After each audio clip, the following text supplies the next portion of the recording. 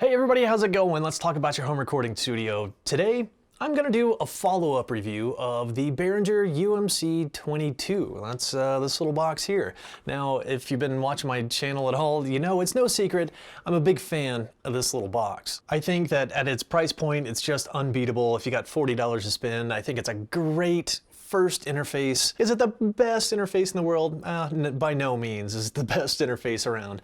But at its price point, if you're looking for your first interface, man, I don't think you can go wrong with this little guy. So about a year ago, it's been over a year ago now, I did an unboxing and a review of it, and it's been just a runaway success on my channel.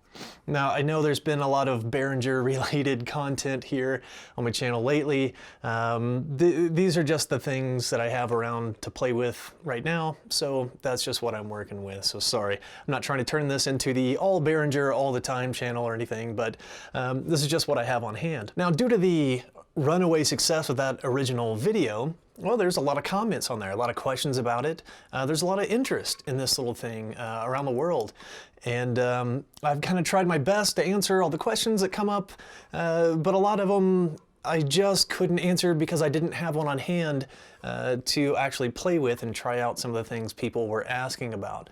So in this video, I would like to try to address some of those things. Now that I actually have a unit in my hands, I actually want to try some of the things that people had questions about. Okay, I guess something I should mention up front here, as I was unboxing the first unit in that first video last year, I was under the impression that it did not come with a USB cable. I gotta set the record straight. It does come with a USB cable. Here, let's grab the box. And the reason I thought it didn't come with one was here in the box, you know, you got the two styrofoam inserts, and on one of the inserts, there's this little pocket here. And the USB cable lives in this little pocket. So if you think that yours did not come with the USB cable, check that little thing. I bet it's in there. All right, another thing I want to address here, there were some questions about does it record in 16-bit or 24-bit? And I actually gave some wrong information there in the comments because I was under the impression that it actually recorded in 24-bit because when I looked at the files that I recorded through the UMC22 in Reaper, right-click, do a properties, it told me that they were in 24-bit. But as it turns out, it actually only records in 16-bit. And not 24-bit. Whatever weirdness happens in the analog to digital conversion, and then to end up in Reaper to report back to me that it was recording in 24-bit, I have no idea, honestly, I have no idea. But it is well established now that this unit does only record in 16-bit. What that means to you is that it's going to have a reduced dynamic range. The 24-bit per sample allows you a wider dynamic range, allows you to work around your noise floor a little bit better. The 16-bit is just not going to be a huge detriment. I do prefer 24-bit, but really for a beginner, if it's your first interface, you know, recording in 16-bit is not going to be a deal breaker at all, especially at this price. So record in 16-bit, not 24-bit. Okay, another repeat question from that first review was, what's the latency like? How's the latency? Is there too much latency? Can I use it as a direct input if I play my guitar and use amplitude? You know, honestly, it depends. You can see in that first video, if you take a look as I'm getting it set up, I was getting some pretty remarkable latency. I think around maybe 2.2 milliseconds in and 2-point-something milliseconds out. And really, that's great. I mean, that's as good as it gets. That's as good as my RME interface is. So that was terrific. Well, so I got this second unit. In the meantime, I had replaced my recording computer's innards from the Intel Core i7-4770 on a Z97 chipset motherboard. That's what I did that original review on, and yeah, latency was terrific. It was very low. I could get the ASIO buffer set down all the way down to like 64 samples and get a nice, you know, just over 2 milliseconds in each direction kind of latency. That's terrific, as good as it gets. When I did the test project with the $100 home studio here, one thing that I noticed in a hurry was that the latency was substantially higher. So here, let's take a look. Let's see what I'm talking about here. Let's take a look. This is going into my recording computer, which is the Ryzen 7 computer. So let's take a look at what happens. Yeah, let me grab a base and just plug that in. All right, how's that? Okay, now I've got it set up to where I can hear myself, you can hear me. This is all coming through the UMC22. And as you can see, my ASIO buffer size is set to 256 samples. So if you look up here at Reaper, you can see that that yields 10 milliseconds in one direction and 21 milliseconds in the other. Honestly, I don't know 100%. I think that the left side is the input latency and the right side is the output latency. So it's 10 milliseconds in, 21 milliseconds out. That's a lot. Let me turn off direct monitoring. And yeah.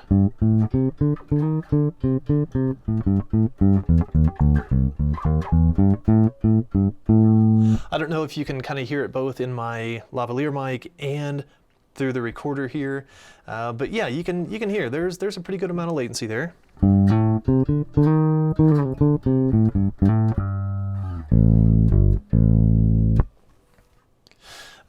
But it's not a deal breaker.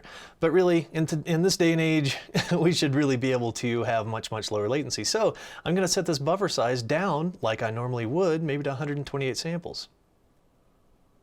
And let's see what happens in our monitoring. Yeah, you hear that? So I get no monitoring. I just get that weird clipping digital sound.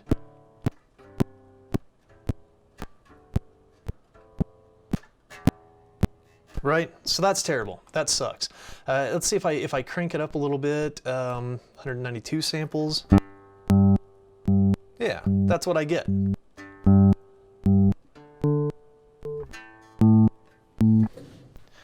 That is unacceptable. That just does not work. You know, you can't record whenever you're trying to play and this is what you hear.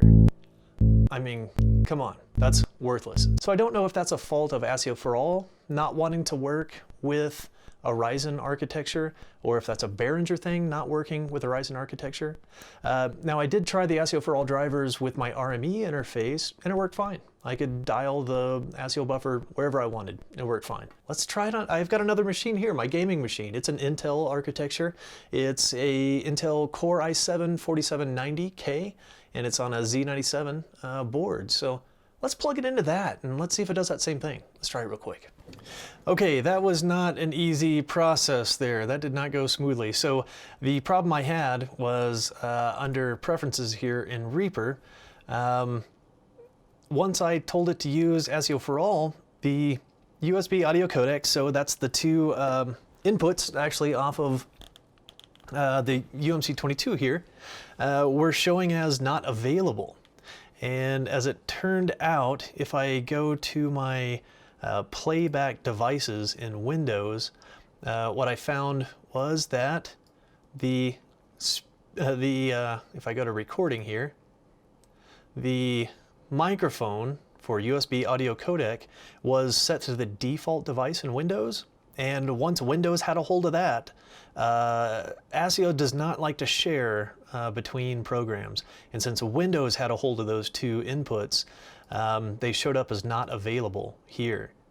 So I just went and changed away from the USB audio codec as the recording device in Windows, and that unlocked these inputs here. So now I can actually record to them. All right, now I can actually do what I was hoping to do. So let's get rid of that and that. And I'm just gonna say okay. And so now it's reporting just on this architecture, on this Intel machine, 11 milliseconds in each direction, which a little worse on the input and much better on the output. Actually, let's just take a look at what that, let's create a track here, and let's set his input to input number 2, which is instrument input. I want to monitor, and let's arm him for recording.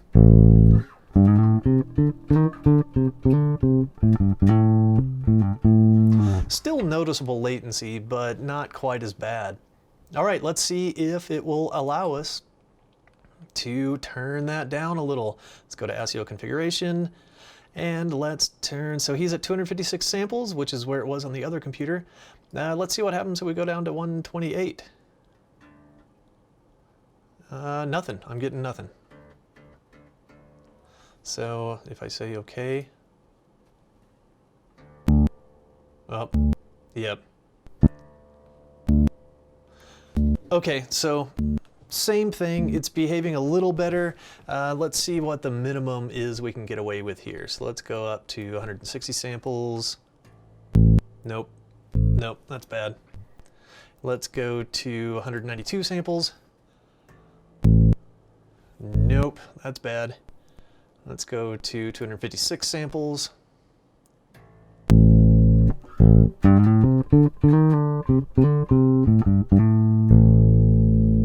Okay, so now that's happening across 2 different machines now. So that is starting to make me think that either there's a defect in this unit. So I'm going to get a hold of Behringer and actually see what they say about this, because I'm planning on giving this little unit away, but I don't want to give away a defective unit since I know that first unit worked flawlessly. And this one, whether it's on an Intel machine or a Ryzen and AMD machine, either way, not going well. All right, so I also had a couple of questions, just kind of varying questions about people using the 2 inputs for different purposes. I mean, really ideally, if you're gonna use a microphone into this interface, you're gonna use an XLR to XLR cable to plug into the microphone preamp. And if you're gonna use an instrument, you're gonna use a 1/4" TS instrument cable between the instrument and the instrument input. That's the ideal way to do it. But it sounds like a lot of people are kind of doing some, I don't know, unconventional things. So they want to know if, whoa, I have 2 microphones. Can I use both microphones at the same time into this thing? Really, I don't recommend it, but I am kind of curious what would happen. Can we take a dynamic microphone, because a condenser microphone requires phantom power, and the only way that this unit can do that is if you use an XLR to XLR cable between your mic and the preamp and the XLR, jack on here.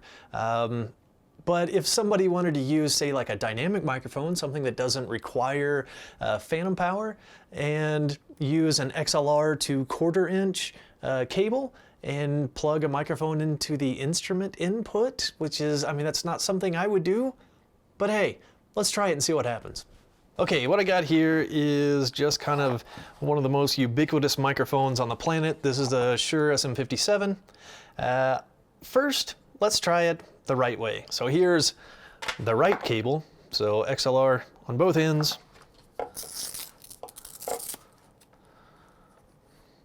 So this end we will plug into the XLR input here, and the other end we'll plug into the back of the mic.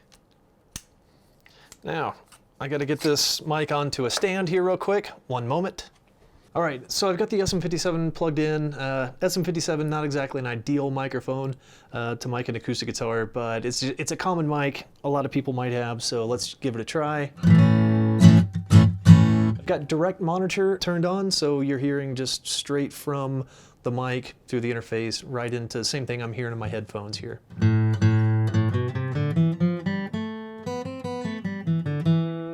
The strings are super dead, but hopefully I'll get the point across. So let's strum a few chords here.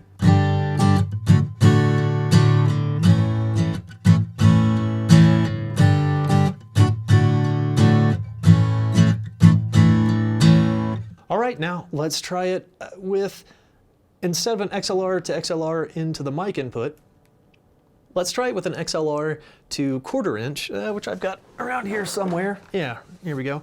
So I've got XLR female to a 1/4", and let's just try it like into the 1/4" input of the combo input here. Now let's see what happens. All right, so yeah, I'm gonna use the, take the pick out of my mouth. I'm gonna use the XLR combo, but I'm gonna use the TRS part of it. So let's just put it right into there, and let's see how that sounds.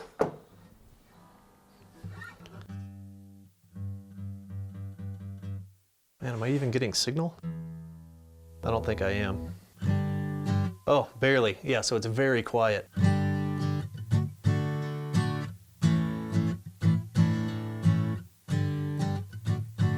Let me turn my monitoring up. So yeah, now we can start to hear a little bit of background noise because I've got the mic preamp cranked all the way up.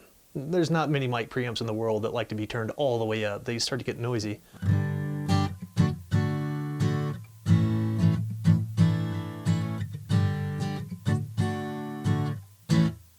Yeah, I can still barely hear myself.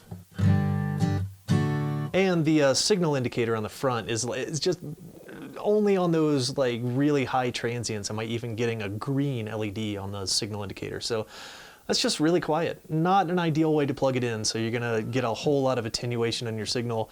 In order to turn it up enough, you're gonna start to get some noise in the preamp. So already I can really see that this is not going to be an ideal way to go about this. I'm going to unplug it from there and let's plug it into the instrument input and see if that works at all. And SM57 into the instrument input. Sorry about the pops and clicks here.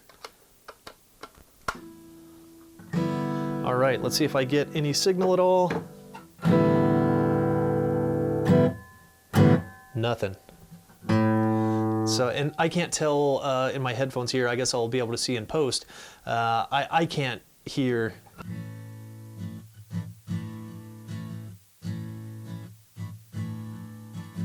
And I don't see any signal indicator at all. Yeah, I don't see any indication that that's working at all. Well, all right. Well, those are kind of the main points I wanted to hit here. These are just some of the most common comments I got on that original review of the UMC22. And these are things that I couldn't really try since I didn't have one on hand after I gave the first one away. This one, I obviously have a couple of questions of whether it's functioning correctly. So either something is defective about this one to where I can't go below 256 samples in the ASIO buffer, or something with ASIO for all has changed. As far as using multiple microphones on it, it doesn't really look like that's gonna be a go. The instrument input is just not gonna generate enough signal. In post, I'll take a look back at that, and if I'm wrong, if I can kind of make something out of whatever came through that input, I will. Going 1/4 inch into the combo input, yeah, a huge amount of attenuation, but going XLR into the combo input, yeah, that was fine. So 2 microphones at once in this interface, really, if that's what you want to do, this isn't the interface for you. This is not an interface designed to have multiple microphones plugged in at one time. If that's what you want to do, if you want to do a stereo miking, or if you're miking a drum set where you need 4 or 6 or 8 or 10 or 12 or 16, yeah, this is the wrong interface for that. You're going to want to look at something more like the 202 HD, the 204, the 404.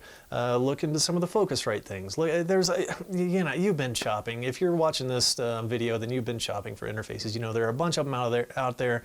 If your intentions are to use multiple microphones, I mean, that's the number of inputs and outputs. That's the #1 deciding factor of what interfaces you look at when you're shopping. I mean, that's like your first decision. You can rule out the UMC22 just immediately if you're looking for multiple microphone setups. It's just not designed for that. Yeah, the 16-bit thing. Sorry if I misled anybody in the comments of the first video. I thought it was 24-bit. It's actually 16-bit. The USB cable is packed in the styrofoam. Don't miss it. Look carefully for it if you think it's missing. And really, I think that's it. I think that's everything that I have in mind here.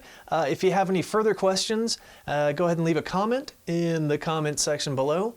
I will, I'm gonna hold on to this unit for a little bit longer here, play around with it. Basically, I wanna hold on to it long enough to be able to contact Behringer to see if there's anything actually defective with the unit, because I am gonna give this, the UMC22, the Behringer C1 microphone, and the Behringer headphones away as a package to one lucky winner. I'll release some details about that here soon, but I don't wanna give away a defective unit. My whole point to wanting to give this away is to allow somebody to have fun with it and you know, love it and cherish it, you know, to really put it to good use. And it's kind of got one hand tied behind its back right now. So whether that's unique to this particular unit that I have on hand, or whether that's just a thing that's happening now with these, I don't know. Are you using a UMC22? Have you had problems with the ASIO buffer and ASIO for all? Let me know. Put them down. Let me know down in the comments below.